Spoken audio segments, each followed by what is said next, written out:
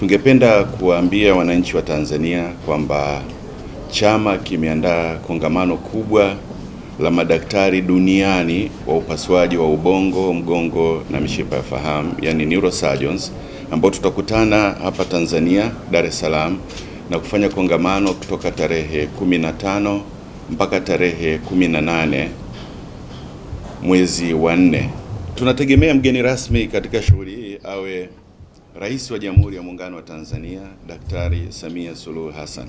Kama chama tulitafakari kwamba kwa nini tumwalike rais, lakini kwa kazi kubwa ambayo aliifanya katika upatikanaji wa MRI na CT scan, ameweza kuweka CT scan kwenye kila mkoa, hospitali ya mkoa ya nchi hii, na ameweza kuweka CT scan na MRI kwenye kila zonal hospital ya nchi hii.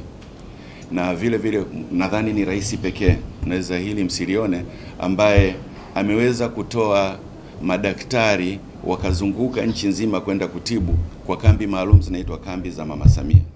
Tutakuwa na kongamano kuhusu matatizo ya kifafa kinachotokana na ajali.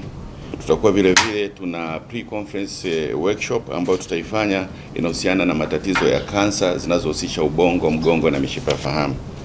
Baada ya hapo tutakuwa tuna surgical camps. Madaktari wameona ni kipindi muhimu cha kwenda kusafiri na sehemu mbalimbali kuweza kutoa huduma kwa wananchi wa kawaida.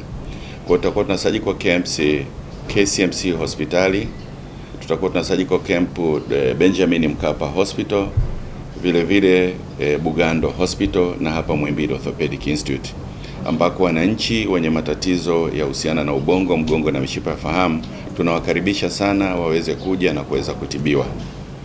Na madaktari wetu watakwenda sehemu hizo wakishirikiana na madaktari wa upasuaji wa hospitali husika. La tatu, ningependa kuwafahamisha pia wananchi katika kutambua matatizo ya ajali za mishipa ya fahamu, chama kimeandaa matembezi ya hisani. Matembezi haya yatakuwa na kauli mbiu vaa helmet, ubongo hauna spare. Kwa nini chama kimeamua kufanya matembezi ya mshikamano? Katika wagonjwa tunaona wenye matatizo ya ajali za kichwa, 70% yanatokana na ajali za barabarani, road traffic accident. Na katika hizo 70%, takribani 50%, zaidi ya nusu wanahusisha bodaboda accident.